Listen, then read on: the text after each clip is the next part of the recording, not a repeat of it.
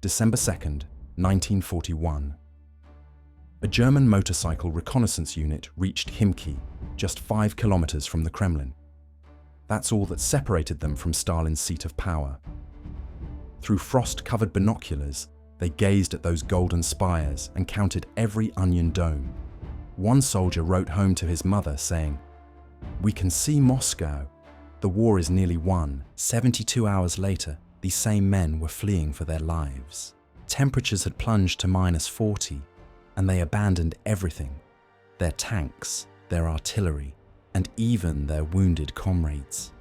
Men who'd believed victory was theirs were now dying in the snow. This is how 5 kilometers changed history. June 22nd, 1941. Hitler unleashed devastation when 3.8 million German soldiers poured into Russia in the largest invasion in human history. They advanced like a storm. Minsk collapsed in just 5 days, and Smolensk fell in 3 weeks. By October, they'd captured 3 million Soviet prisoners and destroyed 20,000 tanks. The Red Army appeared to be finished. Field Marshal Fedor von Bock commanded Army Group Center, and his diary entry read simply, "The enemy is shattered. Moscow will be ours within days." Hitler addressed the nation by radio on October 3rd, declaring, "The Soviet Union will never rise again." On October 2nd, they launched Operation Typhoon, the killing blow. 1.9 million soldiers, 2,000 tanks, and 14,000 artillery pieces all converged on Moscow. The execution was flawless. Within 2 weeks, they'd encircled 670,000 Soviet troops at Vyazma and Bryansk, and the highway to Moscow stood wide open. German tank commander Heinz Guderian raced forward with his Panzers covering 200 kilometers in just 3 days. Nothing could halt them. But something did halt them, and it wasn't bullets or bombs. It was mud. The October rains arrived early that year, and the roads dissolved into swamps. Tanks sank to their turrets, trucks vanished completely, and horses drowned while pulling artillery through the mire. The Russians called it Rasputitsa, the season without roads. Guderian wrote in his diary on October 28th, "The mud defeats us more than the enemy. We're drowning in it." When temperatures finally dropped in November and froze the ground solid, the Germans had lost critical weeks. Those weeks would cost them everything. November 7th, 1941. Snow blanketed Red Square as Stalin stood atop Lenin's mausoleum, with German guns thundering just 40 kilometers away. He didn't flinch. Instead, he staged a military parade. Tanks rumbled past while soldiers marched in formation, and straight from the parade grounds, they deployed to the front lines. Stalin's message rang clear. Moscow would never surrender. The Germans watched through binoculars, completely stunned. They'd anticipated chaos, but what they witnessed was defiance. Then the true enemy arrived. November 15th brought temperatures of -20 Celsius, and German soldiers were still wearing summer uniforms. High Command had promised winter gear, but that gear never arrived. Wilhelm Hoffmann, an infantry private, wrote, "I wrapped newspapers around my feet. The paper froze solid. Now I have no toes." Tank engines refused to start as lubricants solidified. Machine guns seized up. Frozen triggers shattered fingers. Telescopic sights cracked, and radio batteries died. But the Germans kept attacking because they had to capture Moscow before deep winter set in. By November 28th, temperatures dropped to -30. German physician Heinrich Harpe documented, "I amputated 60 frostbitten limbs today. Tomorrow will bring more." By December, frostbite casualties exceeded combat wounds, and 100,000 German soldiers lost fingers, toes, or entire limbs to the cold. The Soviets, however, understood this cold. General Georgy Zhukov assumed command on October 10th, and his order was simple: let winter fight alongside us. Soviet soldiers had quilted uniforms, felt boots, and fur caps. Their weapons used special lubricants that wouldn't freeze, and their tanks rode on wider tracks designed for snow. German soldiers, meanwhile, began stripping corpses for clothing. Corporal Franz Bauer confessed, "I took boots from a dead Russian. His feet were smaller than mine, but frozen feet beat no feet at all." As German forces made their final push, they weren't fighting one enemy anymore. They were fighting two, and the second enemy never slept, never retreated, and never showed mercy. December 2nd, 1941, at 2:30 in the afternoon, Sergeant Klaus Miller's motorcycle patrol entered Khimki and halted at the railway station. Through the swirling snow, there it stood, the Kremlin. Miller radioed headquarters with the message, "We have visual. We can see Moscow." They'd arrived after 2,000 kilometers and 5 months of blood and slaughter. They could finally see their prize. But Moscow wasn't empty. It was a fortress. Every factory had become a strongpoint. Workers welded tank obstacles from steel girders. Children filled bottles with gasoline for Molotov cocktails, and women carved anti-tank trenches from frozen earth. 800,000 civilians prepared to fight. The Germans struck 3 suburban fortresses, Tula, Klin, and Istra. At Tula, factory workers fought beside regular troops.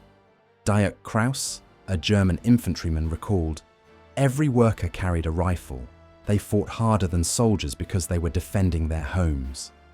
German tanks penetrated the city, but Soviet workers hurled Molotov cocktails from factory rooftops. 23 tanks burned on a single street. Klin became a slaughterhouse where every building concealed snipers and every cellar hid machine guns. Hans Faber, a Panzer crewman, remembered, "Our tanks were useless. Too much debris and too many ambushes. We fought room to room, dying for every meter." At Yasnaya Polyana, the Germans captured the estate where Tolstoy wrote War and Peace, just 23 kilometers from the Kremlin. They positioned artillery there and could now shell Moscow's outskirts. General Wilhelm Ritter von Lieb observed, "We're so close, but the men are spent." German divisions had become ghosts of themselves. The 2nd Panzer Division had just 30 tanks remaining from their original 260. The 87th Infantry Regiment had only 1,500 men standing from an original force of 7,000. And then they heard train whistles, not from ahead, but from behind Soviet lines.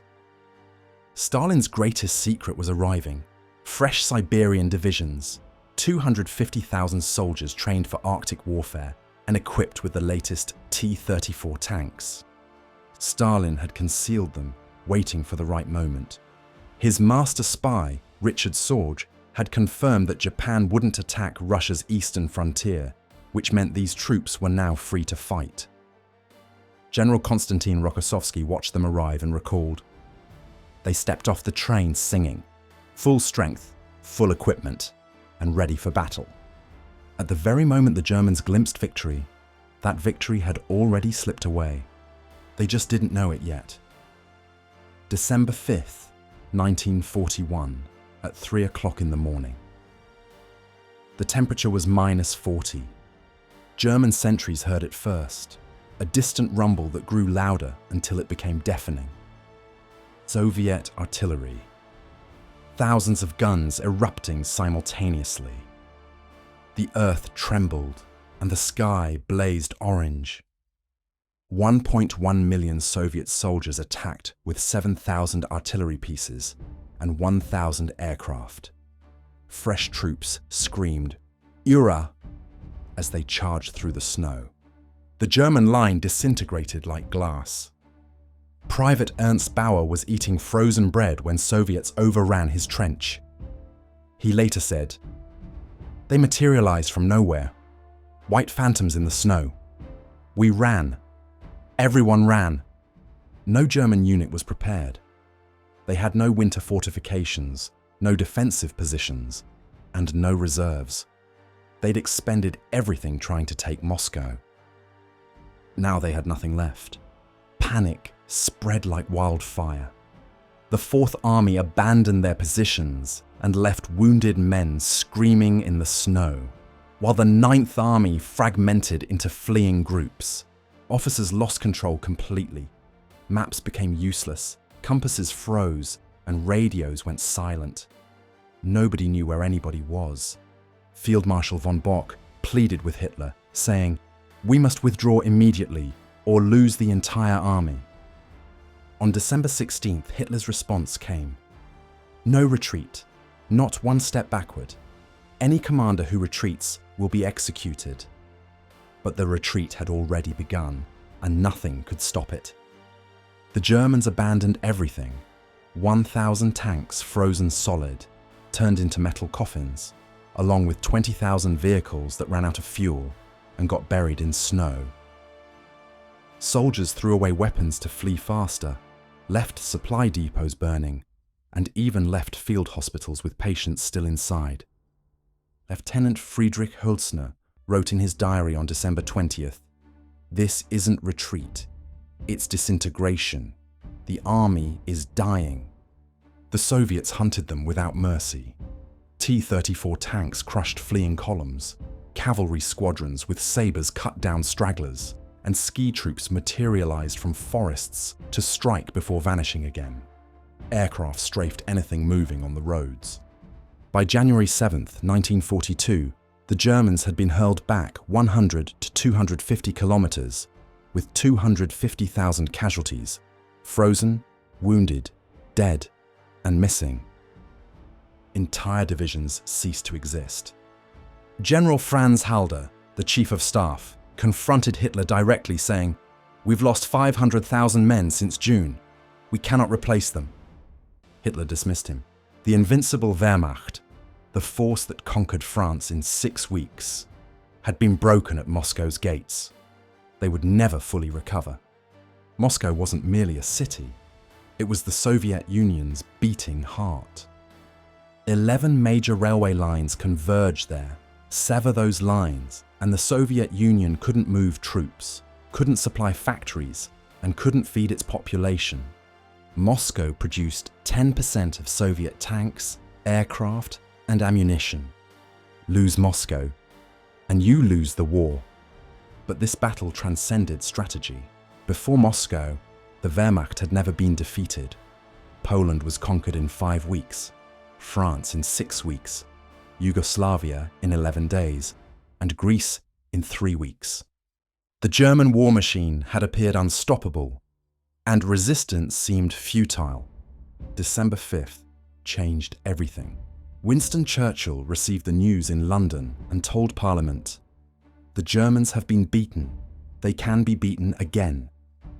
President Roosevelt watched from Washington and recognized that the Soviets could fight, would fight, and could prevail. American Lend-Lease aid increased tenfold as a result. The psychological transformation was seismic. Soviet soldier Ivan Kopets wrote to his wife, "We chased them. The mighty Germans fled from us. I've never felt such pride." German Corporal Hans Roth wrote, "We believed we were supermen. Now we know we're not. We can lose, and we will lose." December 7th arrived, just 2 days into the Soviet counteroffensive, when Japan attacked Pearl Harbor. Then, on December 11th, Hitler declared war on America. He was now fighting on 2 fronts against 3 superpowers. Military historian John Keegan called it the most catastrophic week in German history. The statistics tell the story. In 3 months around Moscow, there were 1 million total casualties. Germany lost 250,000 men they couldn't replace, equipment for 50 divisions, and their finest commanders, either dismissed or dead. Most importantly, they lost the initiative forever. After Moscow, Germany never launched another successful strategic offensive in the east. Only retreats and defeats followed, at Stalingrad, at Kursk, and finally at Berlin. Soviet Marshal Zhukov summarized it simply: "Moscow was where we stopped retreating and started advancing. We advanced all the way to Berlin." Those 5 kilometers, That tiny gap between German fingers and Moscow's throat became the space where history pivoted, where Hitler's 1,000-year Reich began its 3-year death spiral. Helmut Hoffmann survived Moscow, barely. 40 years later, he returned and stood in Khimki where his unit had glimpsed the Kremlin. He wept. "I was 21. I thought we were liberating Russia. I left my friends frozen in these fields. For what? For nothing." 800,000 Soviet civilians perished defending Moscow. Lyudmila Pavlichenko, a female sniper with 309 confirmed kills, testified, "Every German I shot, I thought of my brother." The Germans killed him at Smolensk. Moscow was personal. Hitler blamed everyone but himself. He dismissed 35 generals after Moscow, blaming cowardice and defeatism.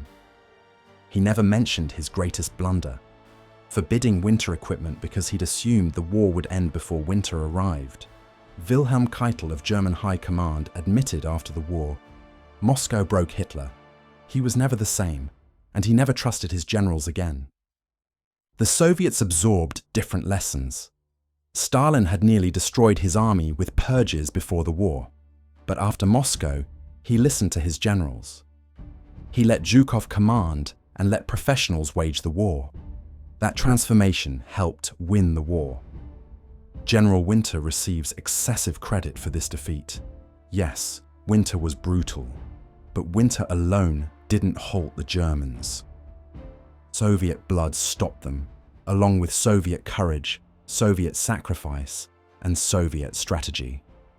Weather was a weapon, but people pulled the trigger. Modern historians have calculated the implications of what might have been.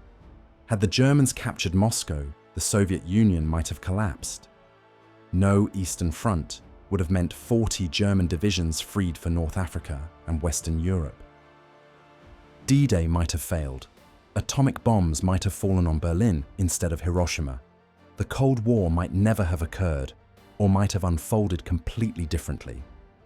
All because of 5 kilometers.